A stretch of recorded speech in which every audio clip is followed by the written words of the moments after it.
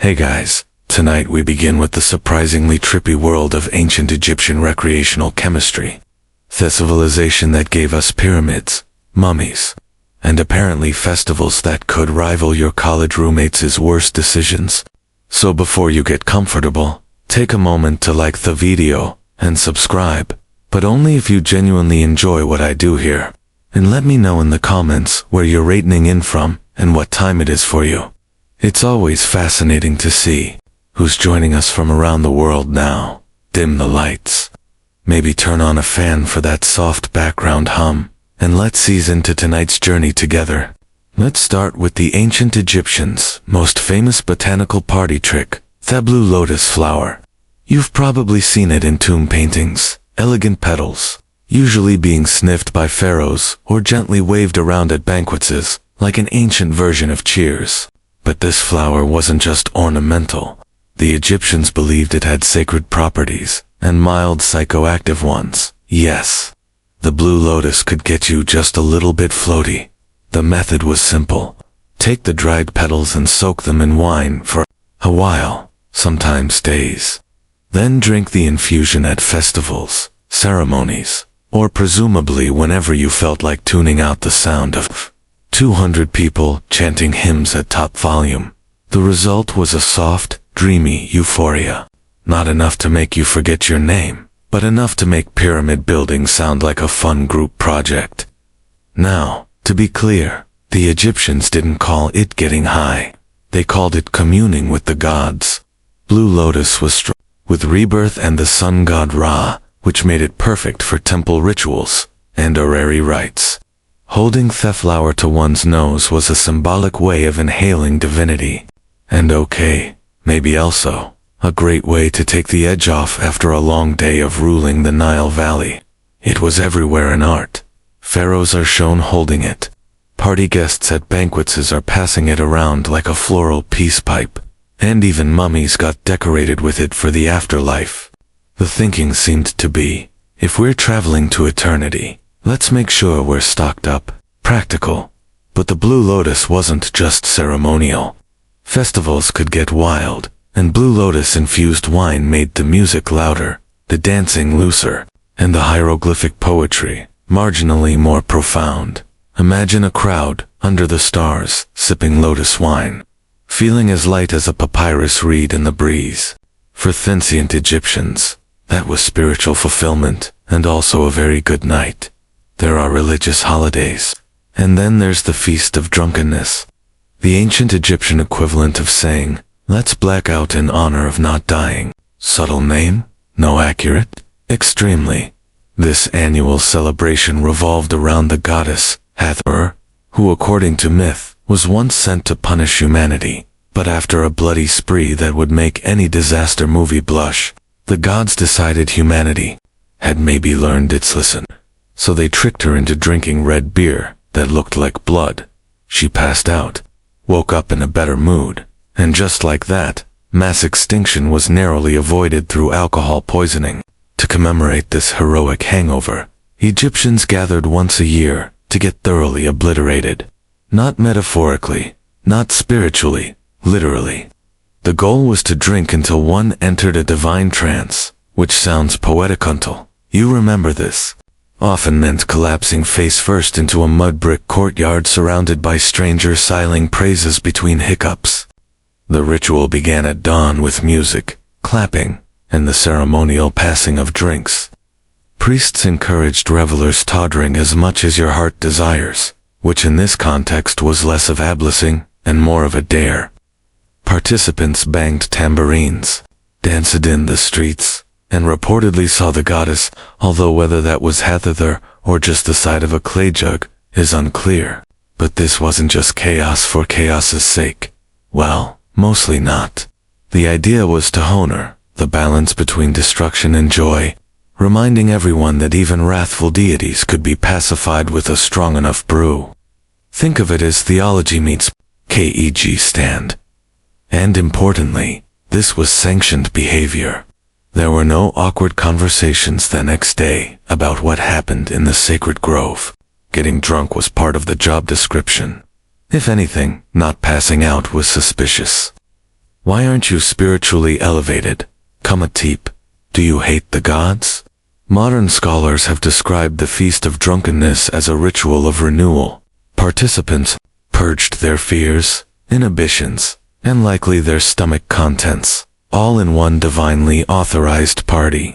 The next day, headaches, regret, possibly a new scar shaped like Anubis, but also spiritual cleansing. Forget everything you know about beer. Ancient Egyptian beer wasn't golden, bubbly, or anything remotely resembling a beverage you'd order at a bar. It was thick, porridge-like, and alarmingly opaque, served with the kind of consistency that would confuse both your bartender and your dentist. Beer, for the Egyptians, was not just a social drink. It was practically a food group, made from partially baked loaves of imma bread that were soaked in water, mashed, and fermented into a chunky slurry. It resembled a soupy oatmeal more than a refreshing ale. The technical term might be liquid bread, but let's not pretend this wasn't a bowl of carbs in denial. This beer was consumed by everyone: peasants, priests, children, scribes, and anyone else trying to survive in a world where desert heat, crocodiles, and public works projects were daily concerns. It was calorically dense, slightly intoxicating, and cheaper than anything else that didn't require chasing it down with a spear. And here's the twist. Beer wasn't just for sustenance. It was often intentionally altered with herbs, spices, and other curious additives, especially during festivals or religion. Want to commune with the gods? Add some mantra. Want to forget the priest's speech about cosmic order? Toss in a little fermented date juice and hope for the best. Of course, hygiene was a concern, but beer had an answer for that too. Water could kill you, but beer had been boiled, fermented, and spiced. It was safer than the Nile, and often more reliable than your coworkers. In terms of strength, Egyptian beer ranged from mildly numbing to I forgot how sandals work. While the content wasn't high by modern standards, the sheer quantity consumed made up for it. Workers on state projects like pyramid building were often paid in beer, a daily ration of several liters, which means that half of ancient Egyptian labor was fueled by liquid gluten and mild intoxication. Let's talk beer. Or rather, let's talk about a viscous beige bread, adjacent fluid that the ancient Egyptians cheerfully called beer, and that modern brewers would call a war crime. Egyptian beer was less refreshing beverage and more fermented soup with ambition, made by soaking half-baked loaves of emma bread in water, then mashing the whole affair into a lumpy stew and letting it ferment in open vats. The final product was cloudy, chunky, and distressingly chewable. Imagine oatmeal if oatmeal had opinions, and a mild buzz. But despite its texture, which archaeologists generously describe as rustic, this was the drink-off, the people. Everyone drank it: pharaohs, priests, peasants, toddlers. Because when water might kill you, and milk was suspicious at best, beer was the least deadly option, with a pleasant side effect. It was calorie-dense, mildly intoxicating, and often served in communal jugs. Because nothing says spiritual unity like 5 adults slurping from a pot of soggy breadwater.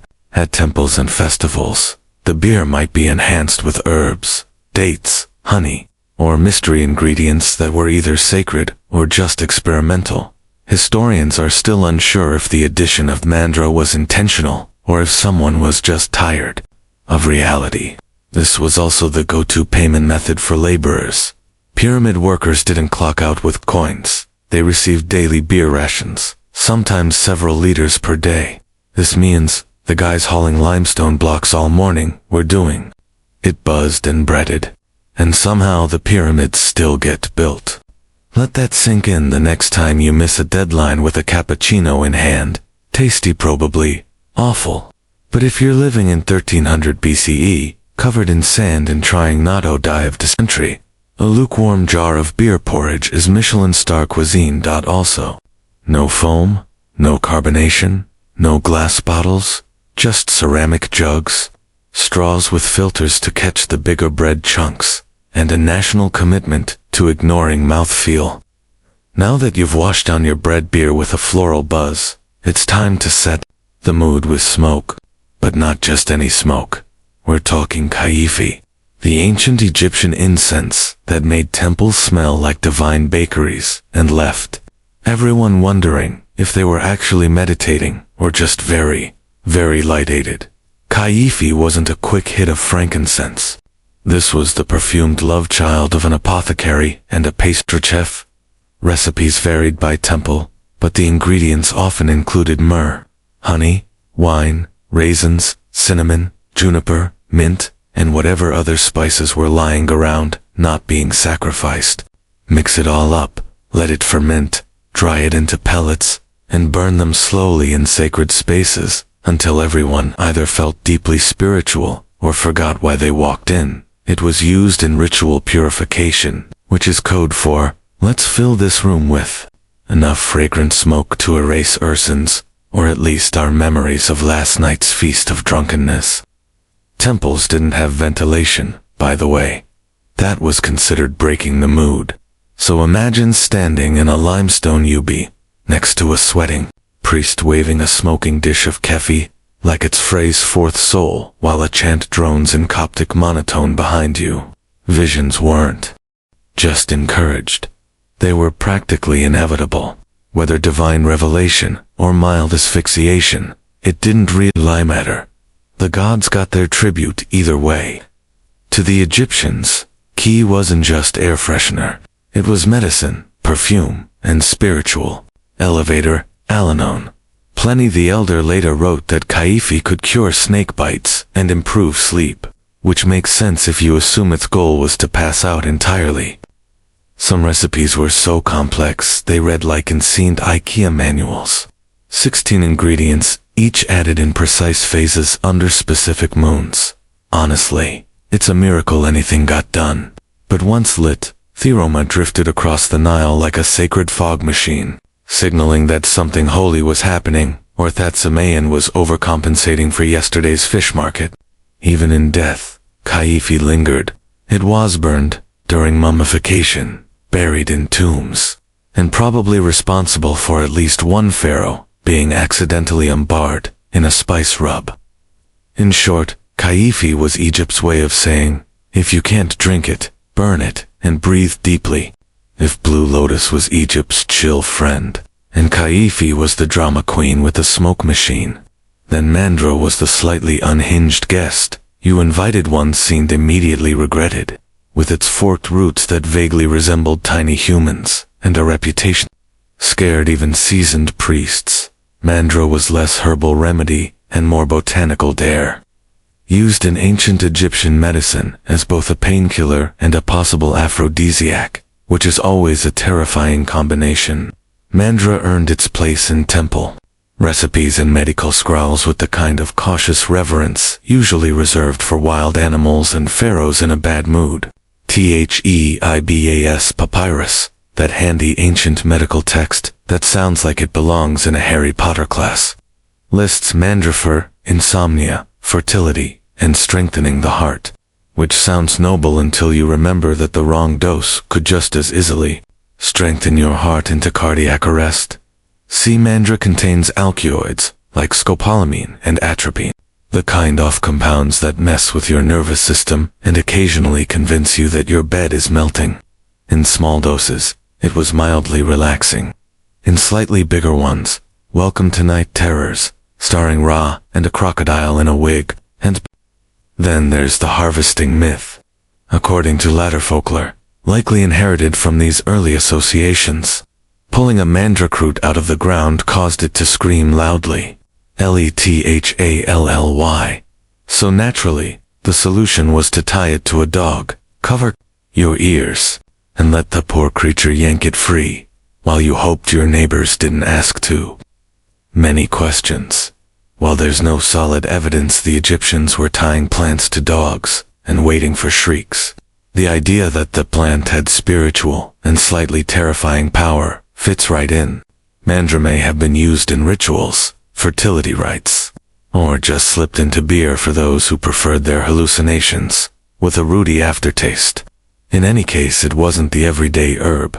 Mandra was for priests, magicians, and those who didn't mind taking medical advice from a man covered in gold leaf. Used carefully, it could induce sleep, reduce pain, and maybe inspire a sensual poem or two. Used recklessly, you'd wake up 4 days later, convinced you were a scarab beetle, somewhere in the vast scrolls of Egyptian medical wisdom. Wedged between cures for crocodile bites and the proper placement of amulets on inflamed body parts, lies a quiet little mention of Shemet. That's right, cannabis. Because when it came to pain relief, the ancient Egyptians didn't just rely on divine intervention or chewing reeds until they forgate their problems. Sometimes they reached for something a little more herbal. Cannabis appears in medical texts, like the IBA's papyrus and Ramesseum papyrus mosley, as a treatment for inflammation, sore eyes, and various gynecological complaints. Yes, gynecological. Ancient Egyptian women may have had access to THC-infused suppositories, which sounds like a modern wellness trend someone is definitely going to try to resurrect on Etsy. Of course, the Egyptians didn't roll joints or bake brownies with it, at least not that we know of. Cannabis was usually crushed into oils, mixed into salves, or blended with honey, because if you're going to medicate, why not make it taste nice? Applied topically, it soothed pain. Inhaled accidentally. Well, now the temple incense makes a lot more sense. Was it recreational? Officially, no. Unofficially, probably when you're running a civilization in 120 heat with limited plumbing and a deeply unpredictable crocodile problem. No one blames you for X. And if your high priest starts talking to statues a little too confidently, well, who's to say that isn't divine wisdom? There's also physical evidence.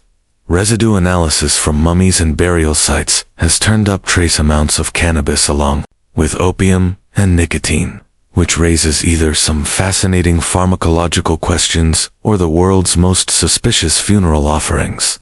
And let's not ignore the priests. These were men trained to chant for hours, interpret dreams, and stare into incense smoke until something stared back.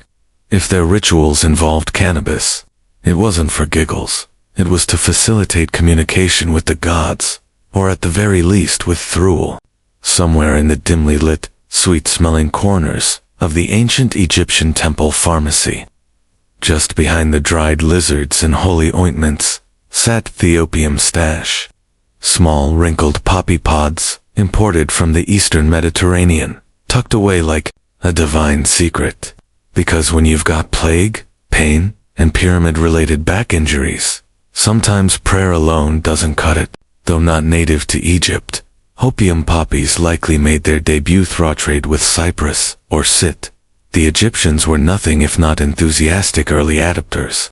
By the time of the New Kingdom, poppies were well on their way to becoming the ancient world's go-to sedative, a medical miracle wrapped in mild addiction. Opium didn't just dull pain, it smoothed over childbirth, calmed coughs, soothed gastrointestinal log, and made temple chants about cosmic balance feel like they actually had a beat. Administered in drinks, pills, or occasionally as suppositories. Because of course, it became the pharmaceutical equivalent of saying, "SH. Don't worry about it." Naturally, it found a home in the temple medicino cabinet, that sacred shelf where healing met holy mystery. Priests doubling as physicians administered it during rituals and serious treatments, probably while saying things like, "This Willis, the divine tension in your spleen." Whether your god was angry or your nurse were, opium could calm them both. The ancient texts don't call it opium directly. Of course, that would be too helpful. They reference extracts from the poppy plant in the same vague way modern labels say natural flavors, which is never comforting. But let's not pretend this was all medicinal. There's always a blurry line between spiritual elevation and a really good nap. And for elite Egyptians, especially those being embalmed, opium might have been part of the final send-off. What better way to face the underworld than totally blissed out and blissfully unaware of the scarab beetle crawling across your nose? Like many of Egypt's sacred substances, opium was part cure, part comfort, and part controlled chaos. Used wisely, it soothed agony. Used poorly, it turned temple assistants into spaced-out background dancers. Still, in a world of tooth drills, snakes, and sandstorms, a little somnolent magic went a long way. Wine in ancient Egypt was a sign of sophistication, a drink of the gods, a toast to Osir, Isis. But don't let the elegant amphorae fool you. This stuff could hit like a chariot accident, especially when it came laced with the ancient equivalent of a little something extra. Wines weren't just fermented grape juice. They were infusions, concoctions, and occasionally mild experiments in altered consciousness. Egyptians flavored their wine with everything from mandra and blue lotus to myrrh and frankincense. Ingredients that sound spiritual until you realize they were probably added for maximum mood enhancement. Religious festivals were the main setting for these potent portables. At the Feast of Drunkenness, for example, participants didn't sip wine to appreciate terroir. They chugged it, tochi, metaphysical disconnection. The idea wasn't to be tipsy. It was to teeter between dimensions, possibly while dancing with a priest in a leopard skin. These spiked brews were often described in medical texts as remedies, which is how you know things were getting creative. Got a headache? Try a wine infused with fermented lotus. Sore joints? How about some frankincense infused red aged 2 weeks? In a clay pot? Existential dread? Well, that one needed priestly supervision and possibly a floor mat. And it wasn't just mortals enjoying this liquid therapy. The gods themselves were believed to appreciate a good spiked offering. Vats of wine were ritually poured out in temples, left as offerings in tombs, and used in ceremonies to help the divine descend into statues, or at least wobble in their general direction. Let's be clear, this wasn't your average edible wine. Depending on the additives, these sacred brews could calm nerves, ease pain, or launch a midsummer banquet into full psychedelic mystery cult territory. And because everything was part of a ritual, no one could really question the dosage. If the room spun, it was spiritual. If you passed out in the lotus garden, that was divine communion. For the ancient Egyptians, wine wasn't just a beverage. It was a vehicle, one that could take you to enlightenment, to sleep, or into the arms of a very confused crocodile god.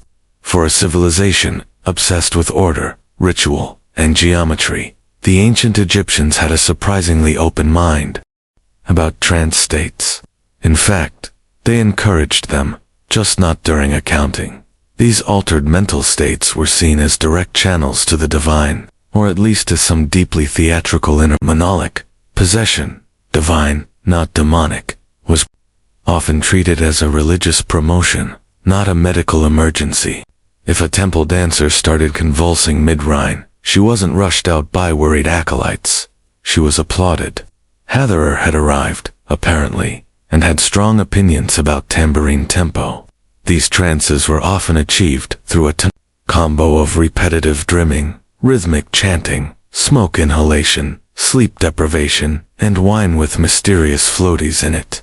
The result: sudden bouts of prophecy, dramatic gasping, and the occasional unplanned floor nap.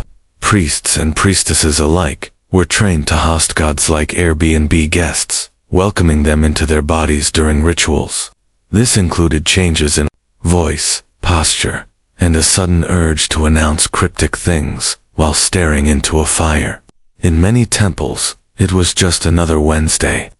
To outsiders, it may have looked like a mass fainting spell, but within the temple, this was how messages from the gods were delivered. Sometimes the gods advised, sometimes they scolded, sometimes they demanded more cake offerings, which says a lot about ancient theology and ancient appetites. The trance wasn't always voluntary, either. There are accounts of the afflicted being taken by deities, often accompanied by shouting, shaking, and suspicious amounts of incense. Whether these were actual divine messages, or simply what happens when you inhale for hours of kefi smoke next to a flaming brazier, is still debated. Of course, once the trance ended, the possessed party returned to normal, often looking slightly disoriented and very sweaty. The ritual concluded with applause, a sip of sacred wine, and possibly a nap behind a pillar while someone else mopped up the sanctified drool. To modern eyes, divine possession might look like performance art meets heat stroke. But to ancient Egyptians, it was the pinnacle of religious experience. Themement, when the divine broke through the sandstone barrier of reality to drop a few cryptic life tips. You'd think death would be enough to stop someone from getting invited to a party. Not in ancient Egypt.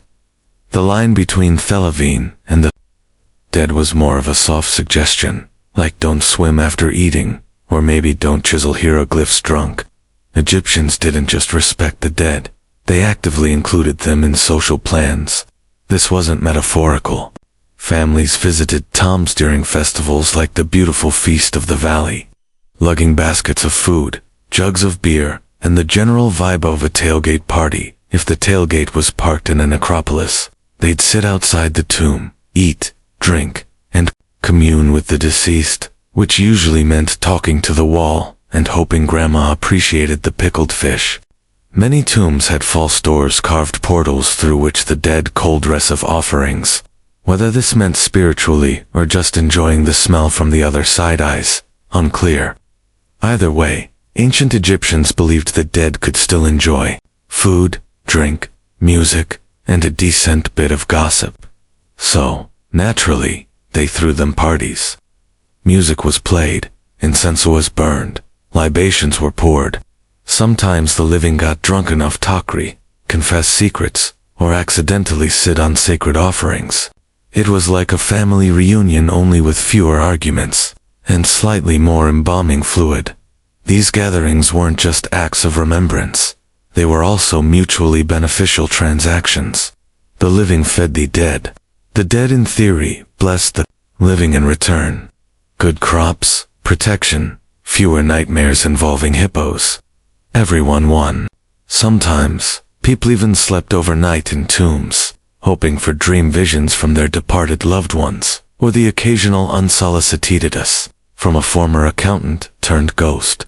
Stop lending money to your brother, Thedrim might say. And also, the amulets go on the left. To modern sensibilities, this sounds macabre. To the Egyptians, it was completely logical. The afterlife wasn't a goodbye. It was just a new address. And if Great Uncle Horem wanted to attend the party via divine osmosis, through a stone wall, who were they to say no? For all the incense, holy trances, and sanctioned deborti, ancient Egyptian revelry came with a price, and it usually arrived sometime around sunrise, with a pounding headache, and the vague memory of yelling at a statue. Yes, even in a world where blue lotus was medicine and beer was breakfast, the morning after hit just as hard. Archaeological texts are suspiciously quiet on the subject of hangovers, which is probably because no one was in the mood to write hieroglyphs when their head felt like it had been smited by Ra himself. But the evidence is there.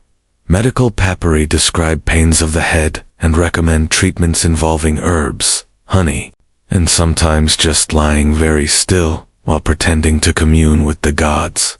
In more advanced cases, a ritual cleansing was recommended, which usually involved a priest, a bucket of cold Nile water, and possibly a stern lecture on moderation that no one remembered hearing. The real trick, of course, was plausible deniability. If you'd danced shirtless in the temple, or passed out in a tomb alcove, you didn't say, "I overdid it."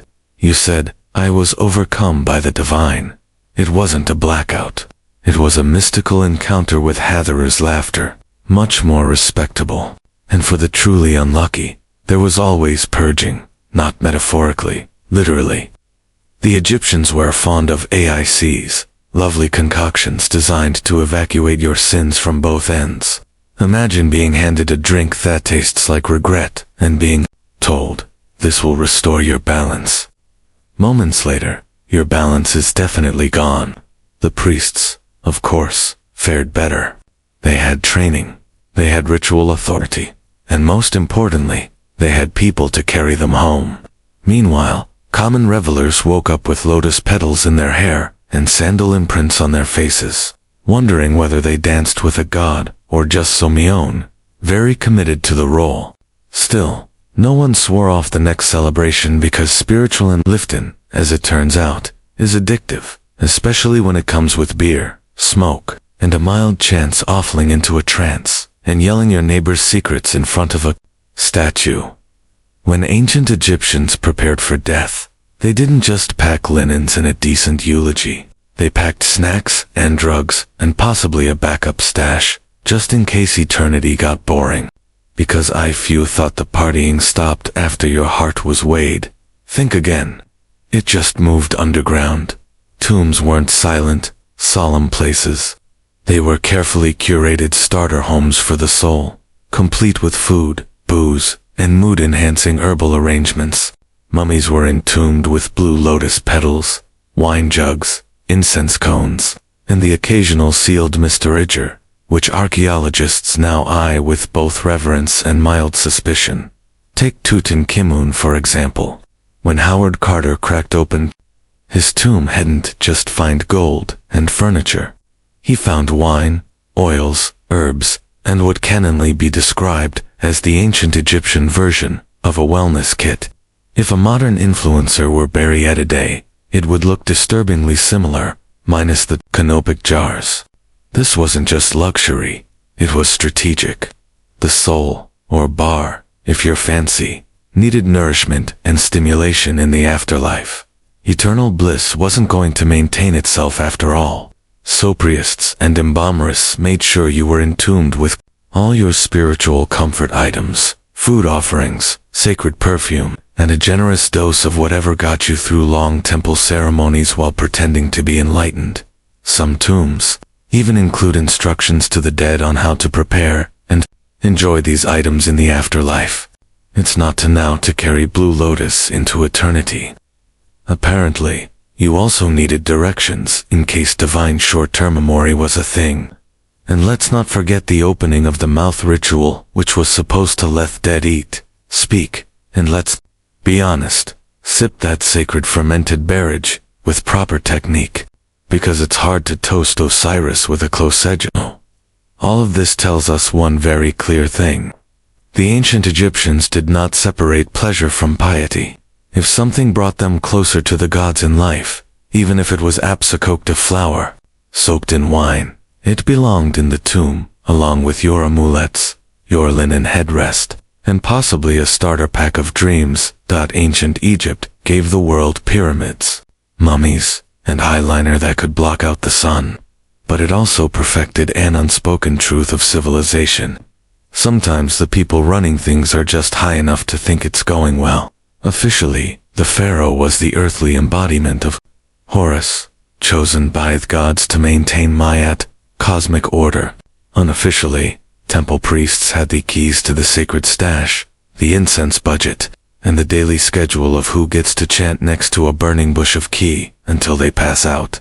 The religious elite weren't just spiritual guides, they were state-sanctioned. Pharmacists supplying the population with everything from calming ointments to full-blown psychedelic experiences disguised as Holy Communion. If it smelled strong, tingled on contact, or made you speak in metaphor for 3 days, it probably came out of the priesthood's apothecary. And while pharaohs wore the crowns, it was the priests who knew how to blend mandra with wine and not kill. Anyone that gave them an enormous amount of soft power, not just in healing and ritual, but in managing the emotional and mystical tone of society. You didn't ask, what's going on with harvest? You asked, what did the high priest see in his trance last night? Spoiler, it was usually a falcon. And a lot of swirling gold light. Let's not forget the economic side. Thetum poles were landowners, employers, and massive centers of drug production. Blue lotus didn't grow itself. Someone had to harvest it, dry it, ferment it, and whisper to it. in sacred verse. So yes, religion was very holy, but it was also a well-oiled machine, one that ran on faith, herbs, and occasional indulged doses of divine inspiration. In many ways, the question of who ruled Egypt was less about crowns and more about who controlled the incense burners. Because if the gods spoke through visions, and the visions came after a priest sniffed something pungent in a sealed chamber, well, you do the math. In theory, ancient Egypt was all about balance, justice, and order. In practice, if you were rich enough to afford a private tomb and someone to fan you while you digested, you also had access to the good stuff, the kind of rarities that didn't show up in the village clinic scrolls. Make no mistake, ancient Egyptian society was a hierarchy, and mind-altering substances followed the same rules as everything else. Pharaoh at the top, goat herder at the bottom, and everyone else politely sniffing dried flowers and pretending it was enough, while commoners got barla beer and maybe a whiff of temple incense if they leaned close enough. The elite were bathing in blue lotus oil and sipping spiked pomegranate wine out of gold-rimmed chalices. Some of the more potent substances, mandrake, blends laced with opium, imported cannabis resins, were likely restricted to ritual or medical use, which just happened to align perfectly with the daily schedules of court officials and high priests. Funny how that worked out? Take Pharaoh himself. The divine ruler of Upper and Lower Egypt couldn't be expected to process the metaphysical weight of ruling without a little help from the sacred pharmacopoeia. If his dreams were considered state messages from the gods, then sedating his insomnia with a psychoactive nightcap was an indulgence. It was national security. Even in death, the elite kept the stash close. Many tombs contain medicinal vials, incense cones, and wind jars, with labels so vague they may as well have read for ceremonial purposes only. One wonders if the gods actually required that much imported poppy resin, or if Tutankhamun just liked to keep his options open. Meanwhile, the lower classes weren't exactly locked out of the experience. They just had to settle for the watered-down versions, beer thick enough to chew, weak incense, and whatever passed for spiritual euphoria during an 18-hour shift building obelisks. And when someone did get their hands on a forbidden substance without a permit, that was likely Khalid witchcraft, heresy, or a very bad day to be a field laborer. After 14 chapters, off-the-card snorting, divine day drinking, and hallucinogenic healthcare, one might be tempted to ask, what does all this really say about ancient Egypt? Well, for starters, it tells us they were brilliant at blending science, spirituality, and recreational chemistry into a single belief system. Pain relief and prophecy came from the same flower. Medicine and mysticism walked hand in hand, usually to the beat of a serum and the smell of something smoldering that definitely wasn't foproved. It also reveals just how much the ancients respected the power of altered states, not as escapism, but as a legitimate way to access insight, healing, and the occasional god with an animal head and a flair for drama. Their rituals weren't just pageantry. They were controlletamical theater, with incense, chanting, and psychotropic tea for the caste and the strict gatekeeping of sacred substances. That's just the ancient version of putting wellness behind a paywall. The elite had their blue lotus spars and imported opium. Everyone has got lukewarm beer and an eye infection. Divine enlightenment was available buttonly if you could afford the luxury tomb package with optional afterlife mini-R. But perhaps the most revealing takeaway is this. Humans have always wanted to feel more, see more, and know more, especially if it involves lying down in a temple and not doing chores. The ancient Egyptians weren't that different from modern humans, meditating with essential oils or arguing about micro-doing podcasts.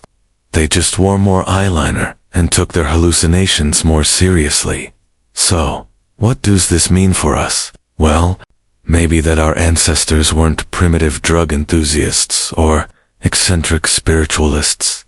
Maybe they were just doing their best to navigate a confusing, beautiful, often painful world, with the tools, rituals, and fragrant smoke they had. And if that journey to inner peace happened to involve wine, wildflowers, and a trance where you barked like Anubis, so be it. Florence, late 1400s. The air was thick with incense, sweat, and the perfume of crushed roses. The city was bursting with art, intellect, and political intrigue, but also a very specific kind of madness, the obsession with beauty. And not just any beauty. Renaissance beauty, the kind that meant looking like a porcelain statue, even if it killed you. Enters a luxurious, silky white face paint, made from, you guessed it, lead. Yes, actual lead. Women across Florence, Venice, and beyond, smeared this shimmering poison across their cheeks, foreheads, and décolletage to achieve that ultra-pale, ethereal look. Because in a world where tan skin meant laboring under the sun like a peasant, looking like a walking cadaver was the ultimate flex. But this wasn't just a light dusting of powder. No, cerussa was layered on like Venetian stucco.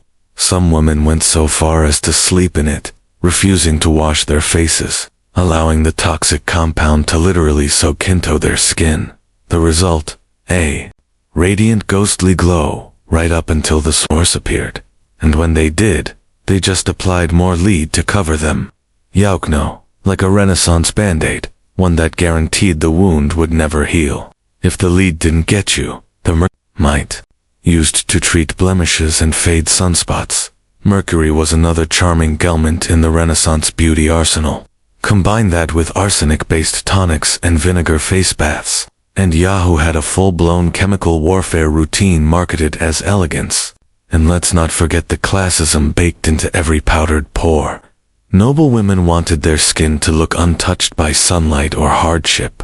Suth paler the better, even if it made them anemic, delirious, or eventualized. Looking divine came at a divine cost. But perhaps the most ironic part, the women who could afford all this toxic luxury also had access to imported perfumes from the Orient, rosewater distillations and camphor-laced tonics. They literally smelled like angels while their skin peeled off in sheets. If you had a functioning pair of eyebrows in Renaissance Florence, you clearly weren't trying hard enough. In the never-ending quest to resemble a bottle painting, or a particularly fashionably Renaissance women plucked their hairlines and eyebrows into oblivion. A high rounded forehead was considered the epitome of beauty.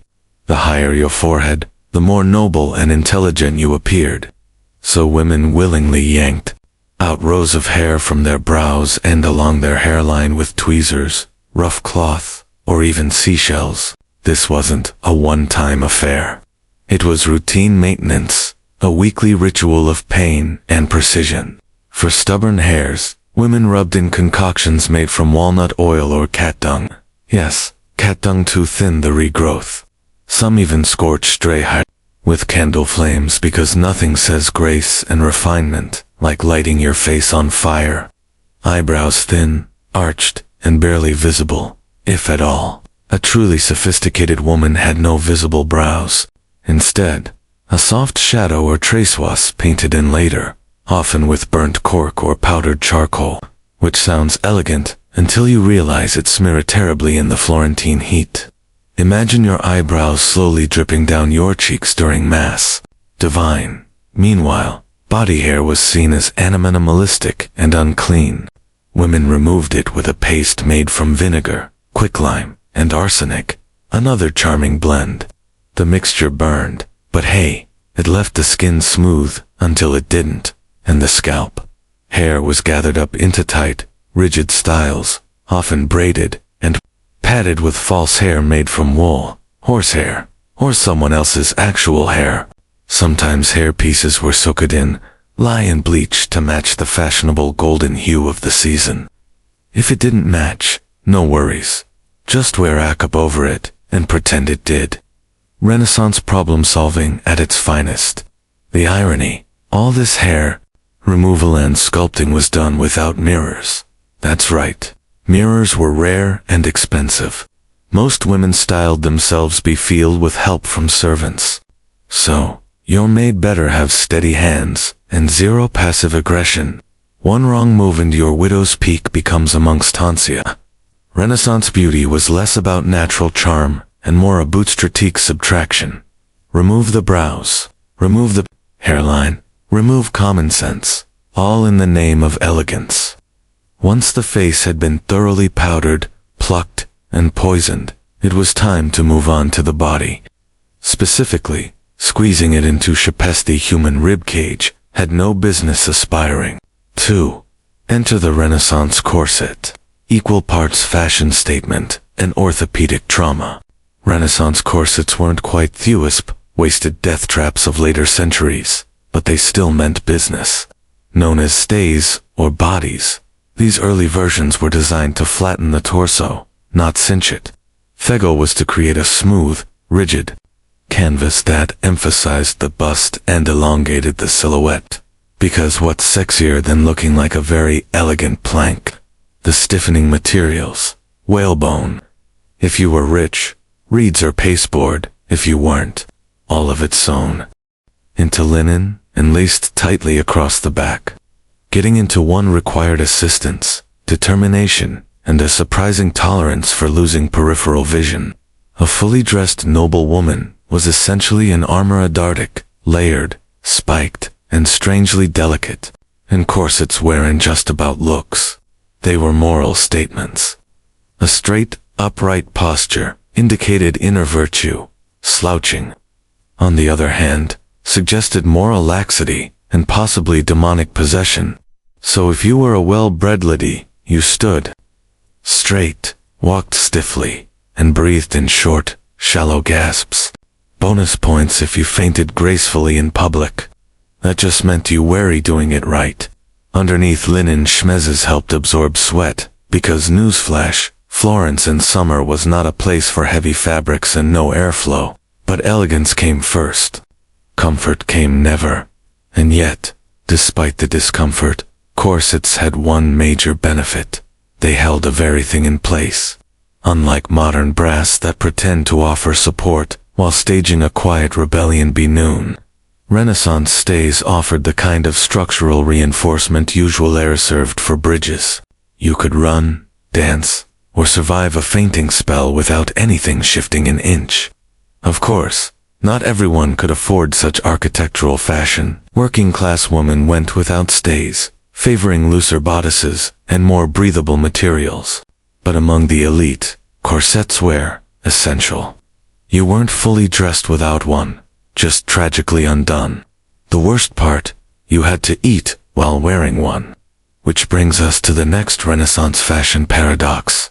Feasting like royalty while trying not to split a seam or collapse from restricted airflow.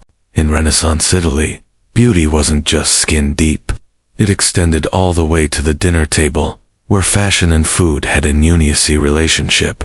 On the one hand, noble women were expected to attend lavish banquets and engage in the social theater of feasting.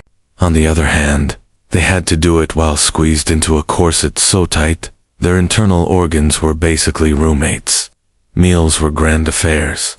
Tables groaned under the weight of roasted peacock, marzipan sculptures, and gilded fruit. But, for upper-class women, actually eating was a delicate performance. You could nibble, you could sup, but you absolutely could not unhinge your jaw and go to town on a goose leg. That would have been barbaric and potentially dangerous, given the bone in your bodice. Instead, you were expected to take dainty bites, keep your back straight, and smile through the growing pressure in your ribs. Sometimes the act of sitting upright for hours and pretending to enjoy cold eel pie was enough to trigger a fainting spell, which frankly only added to the aesthetic, pale, breathless, and collapsing into the arms of a handsome courtierdic. Of course, this polite self-starvation had limits. Many noble women were secretly ravenous by the time they reached their private chambers, where they could finally remove the corset and ever a hidden stash of sweetmeats or leftover cheese. Yes, even Renaissance beauty queens had midnight snacks. They just couldn't admit it. And there were rules even for those. Certain foods were believed to affect the complexion.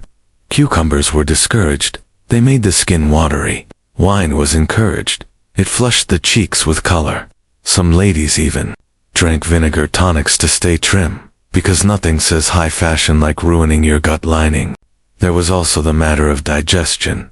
In a corset, your stomach had nowhere to go.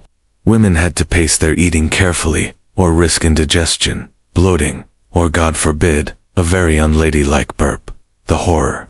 So while men got to recline, drink heavily, and argue about Dante, women mastered the art of elegant restraint, eating just enough to seem sociable, but never enough to ruin the line of their gut. Once the face was painted, the hair plucked, the corset tightened, and food politely nibbled, it was time to smell expensive. In Renaissance Florence, your scent wasn't just a finishing touch. It was a social weapon. A noble woman's fragrance was as carefully curated as her lineage, and failing to smell like imported luxury was basically a scandal. The Renaissance nose had standards. Common folk might drink of garlic, goat, and existential dread. But the elite, they wafted through salons and basilicas, trailing clouds of rosewater, musk, ambergris, and exotic spices. If you walked past a duchess and didn't feel mildly intoxicated by her scent, she wasn't trying hard enough. Perfume was big business. Italy, especially Venice, was the European hub for distillation. But the most coveted ingredients came from farther afield. Frankincense from Arabia, myrrh from Ethiopia, cinnamon from Ceylon, and ambergris, a waxy, oddly pleasant-smelling substance from the intestines of sperm whales. It was outrageously expensive and wildly fashionable. Basically, the Renaissance equivalent of dabbing yourself with designer whale bath.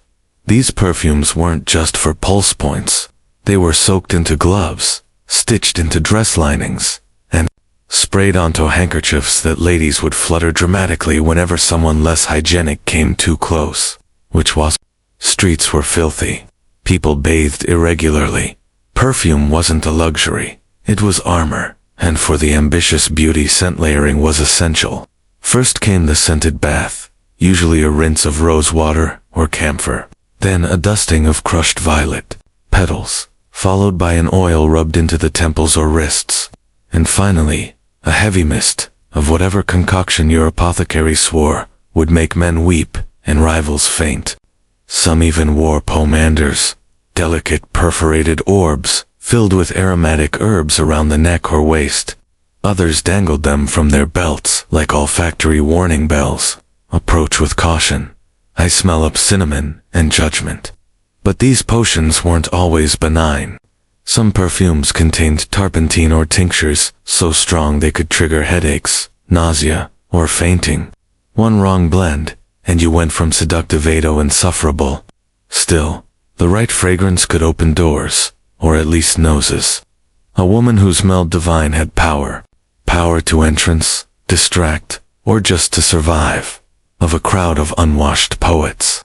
If Renaissance beauty was a battlefield, then fashion was the armor, and Florence was its glittering war zone. The Fabergé war didn't just say something about you.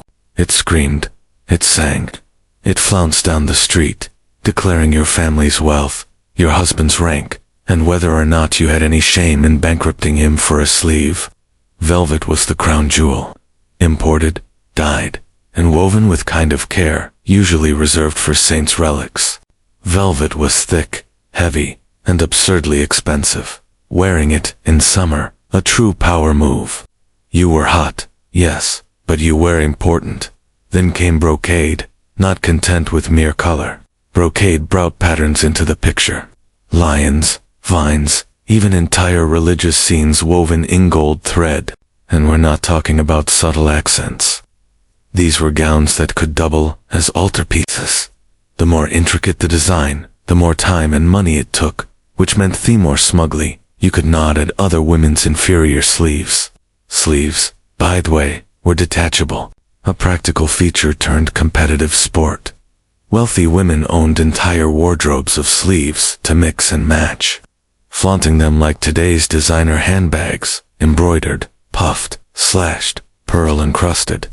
Some sleeves were so elaborate they needed their own storage system, and occasionally their own servants. Colors were coded too. Deep blues and crimsons were made with rare dyes like lapis lazuli and cochiol. Pigments so expensive they were locked away like treasure. Only the rich could afford these hues, and some Thai laws in places like Florence tried and failed to restrict certain colors to the nobility. But laws are boring. Dresses were not. Even the underlayers were ornate. Chemises were trimmed with lace. Petticoats peeked out in silken flashes. And girdles, belt-like accessories, weren't just decorative. Some were studded with gems and hidden pockets, for perfume, prayer books, or possibly revenge notes. But all this fashion came at a price, literally. A single gown could cost more than a year's wages for a craftsman. And yet, noble women didn't just have these gowns. They needed them. Every social event was a stage, and every outfit a statement. Wearing the same thing twice, social suicide. Renaissance fashion didn't stop at the ankle, though in fairness, no one was really supposed to see your ankles. Modesty dictated that a woman's feet be kept decently hidden beneath layers of brocade and silk, which was a pity considering how completely ridiculous Renaissance footwear often was. Let's start with the chopin, the most theatrical shoe ever invented. Chopins were essentially high platform soles. Think ancient Roman sandals crossed with stilts. Originally from Venice, they were designed to keep fine dresses above muddy, plague-infested streets. But over time, function gave way to fashion, and chopins got taller, much taller. Some were over 20 in high. Yes, that's not a typo. 20 in wearing them required balance, training, and frequently a servant on each arm. Walking unaided was considered both a physical feat and a social risk. If you're full, you didn't just lose your dignity. You might take out half the wedding party with you.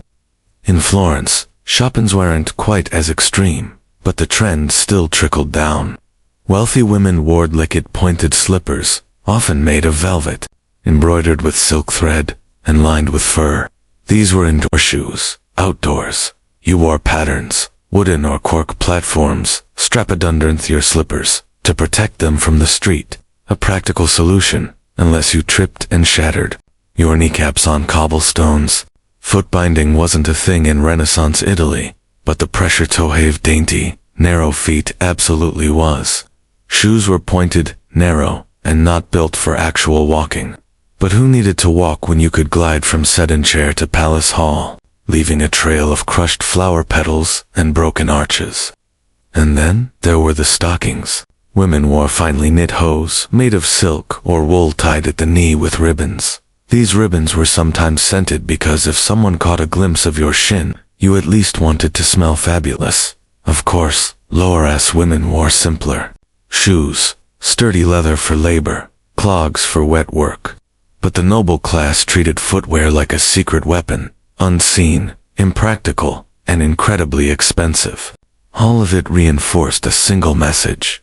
Real ladies didn't walk. They floated, they glided, they suffered gracefully, and in style. After hours of being powdered, plucked, laced, perfumed, stuffed, and platformed, what came next?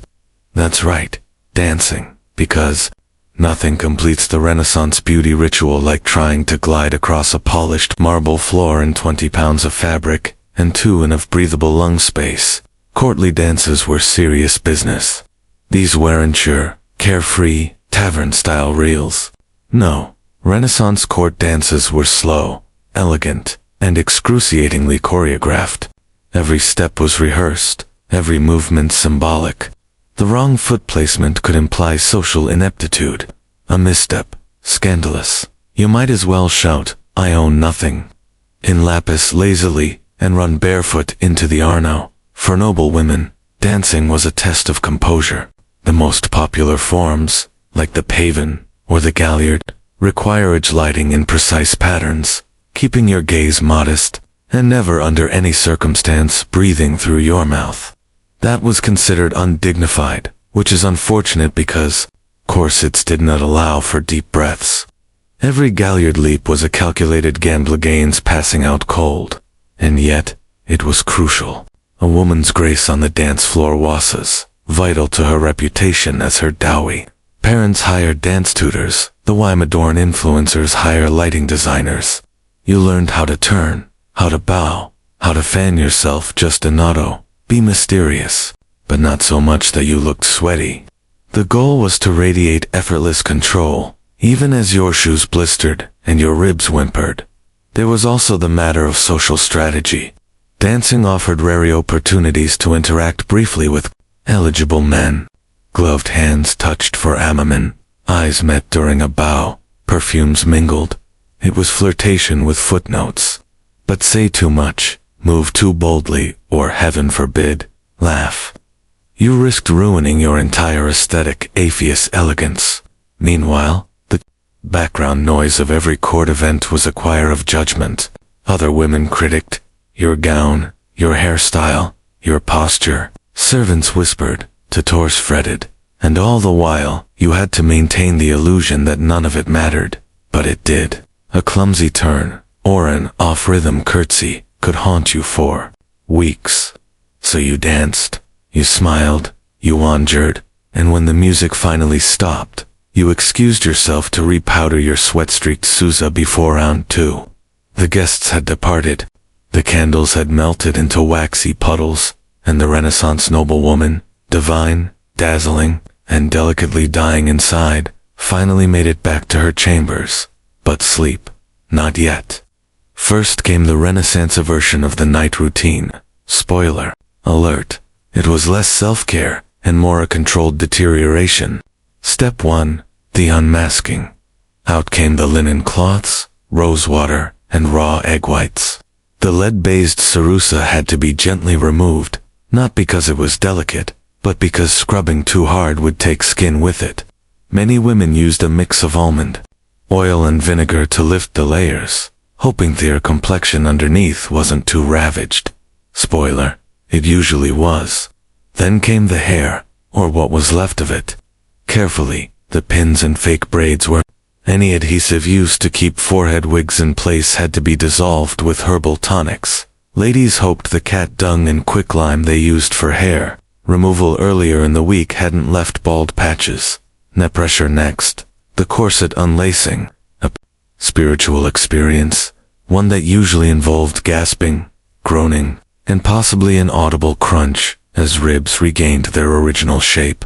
Women could finally breathe, not deeply, but enough to sigh in relief and maybe whisper, never again, for the 100th time. The feet were peeled out of slippers, revealing the crushed remains of what used to be toes. If you were lucky, your servant brought a basin of warm water with lavender or rosemary to soak them. If not, you just stared at your feet and wondered if you'd ever feel joy again. Finally, you were rubbed down with sweet oils, or, if you were particular devout or paranoid, an alchemical tonic promising to preserve your youth. Never mind that it smelled like old copper and probably contained powdered beetles. Beauty is pain. Also possibly pestilence. And then at last the candle was blown out. Not with a huff still too improper, but a delicate puff like you were apologizing to the flame. You lay back, hairline too, in farther back than it was last year. Skin slightly more ghostly than the day before. Lungs recovering from corset trauma. But Amaro, you'd do it all again. Because in Renaissance Florence, beauty wasn't just a look. It was a lifestyle, a full-time high-stakes performance with no intermission, and the audience, everyone, before I became linked to crime syndicates and back-alley parlor. Tattoos in Japan carried a far more complex and layered identity, one deeply rooted in honor, mythology, and labor. Long before the Edo period, Japanese tutus were used as punitive marks, burned or etched into criminals' faces and arms, to permanently brand them as tests. But by the 1600s, these crude symbols had evolved into something far more intricate, something closer to art, devotion, and even spiritual armor. In Edo, Japan, society was rigidly structured. Class divisions were clear. Samurai had swords, Merchants had rules. Everyone else, they had restrictions. The Tokugawa shogunate enforced strict codes on dress and behavior, especially for the lower classes. Ornate robes, luxurious fabrics, and flashy jewelry were reserved for the elite. But humanity always finds a loophole. For the common man, especially laborers, firemen, and gamblers, tattoos became a way to reclaim beauty, status, and identity. If you couldn't wear bouquet-dance outside, why not wear it on your skin? And so full-body tattoos flourished underground, hidden beneath plain work clothes, but revealed in baths, festivals, and moments of intimacy. These weren't random designs, they were stories. Sleeves of swirling dragons, bodysuits of phoenixes, koish, cherry blossoms, Buddhist deities, and folkloric heroes. Each tattoo carried meaning. A koi, swimming upstream, symbolized perseverance. A dragon on the back meant power and protection. These motifs weren't chosen on a whim. They were earned, sometimes one painful inch at a time. And that process was brutal. There were no machines, no antiseptic creams. Artists called harishi used wooden handles and steel needles to hand-poke ink beneath the skin. The ink was often mixed with charcoal or natural pigments hammered in using rhythmic strikes. Sessions lasted hours. Full bodysuits could take years. But the result, a living mural, tattered skin into storytelling. Yet, despite their cultural richness, tattoos remained illegal for much of the Edo period. Authorities viewed them as signs of disorder, deviance, or wastefulness. And so the art of Irizumi thrived in the shadows, respected by some, feared by others, and completely invisible to the ruling elite. In Edo period, Japan, where wooden buildings were packed like kindling and open flames lit every lantern, fires were constant and devastating. The samurai might have ruled the land, but when your neighborhood caught fire, it was the fireman, Hikishi, who saved your life. These weren't firemen, as we imaginated. They didn't use hoses or wear flame-retardant suits. Instead, they carried hooks, axes, and raw courage. Their job wasn't to extinguish fires. It was to tear down nearby structures and create fire breaks before the flames could spread. This meant climbing onto burning rooftops and dismantling homes by hand, often while embers rained from the sky. Naturally, these men developed a culture of bravado, toughness, and brotherhood. And central to that culture, waist tattooing, full-body tattoos, irisi hormono, became a badge of honor among the Haikushi. Not only were they stunning displays of strength and endurance, they were deeply symbolic. Dragons for power, tigers for courage, gods and demons for spiritual protection. When a fireman stripped off his uniform to reveal a full suit of swirling ink, it wasn't vanity. It was armor. And the pain, it was part of the point. Sitting for hundreds of hours, while needles punctured the skin, was a rite of passage. If you could endure that, you could face down an inferno. The tattoos weren't just decoration. They were proof of fearlessness, commitment, and pain endured for the good of the group. Some crews even shared themes, with all members sporting similar motifs to reflect unity. You'd see entire teams marked with identical dragons across their backs, or coordinated waves and blossoms swirling down their arms. This wasn't gang behavior. It was solidarity. Brotherhood forged through smoke and fire, but it wasn't legal. Tattoos were still frowned upon by the authorities, seen as vulgar or wasteful, especially for public servants. So, the Haikushi wore their ink beneath their clothes, only revealed in private baths or celebratory festivals, where their roliest local heroes gave them a pass, at least temporarily. Ironically, these same men were admired in their neighborhoods and feared by the elite. Their tattoos were marks of danger to some, of devotion to others. Beyond the fire brigades and labor crews, another group embraced the painful elegance of Irizumi, the gamblers, rogues, and thrill-seekers of Adu's underground. These were the drifters of the Ukiyo, the floating world, a term that described both the pleasure quarters and the transient nature of existence itself.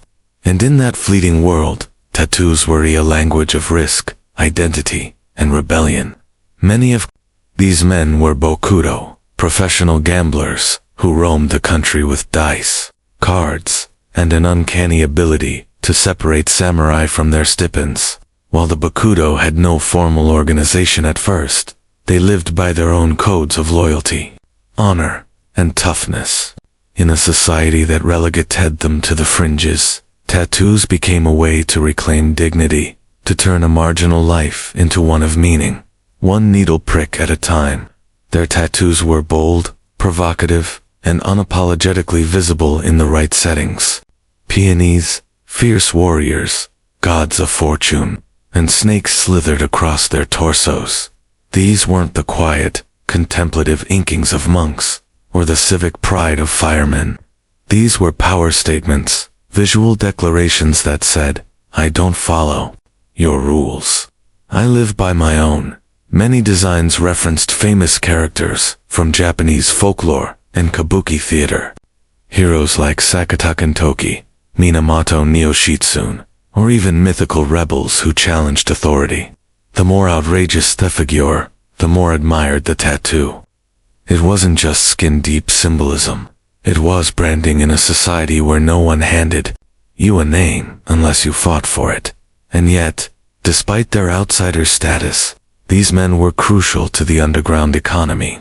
They lent money, maintained order in red light districts, and developed early proto-yakuza structures. Their tattoos became both a badge and a warning. Loyalty within, danger without. Tattooing shops flourished in this world, not always marked with signs, but known through whispers and connections. The Harishi became revered figures, their work whispered about in baths and behind sake counters. To be inked by a famous master was an honor.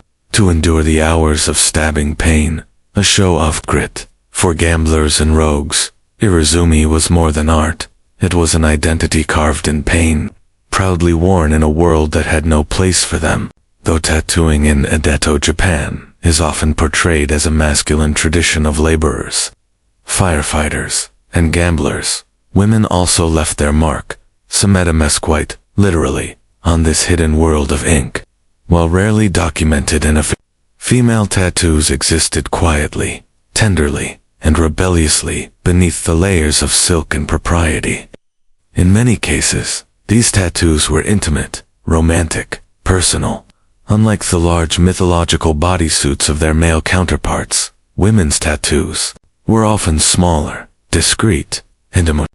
Lovers would tattoo each other's names on hidden parts of their bodies inside a upper arm, on the inner thigh, near the collarbone, a gesture known as irumi choban, lavetitus. A popular phrase inked onto women's skin was inanoi azukasu, meaning, I entrust you with my life. It was more than a vow. It was a declaration of emotional surrender in pain. Men sometimes carried similar inscriptions, showing mutual commitment beyond what any formal wedding could offer. This kind of tattooing was especially common among lovers in the Ukiyo, the floating world off pleasure districts, where courtesans and geisha reigned.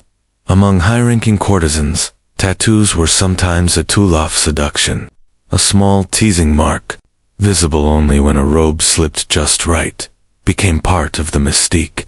It gave the illusion of intimacy, as if a client was seeing something forbidden.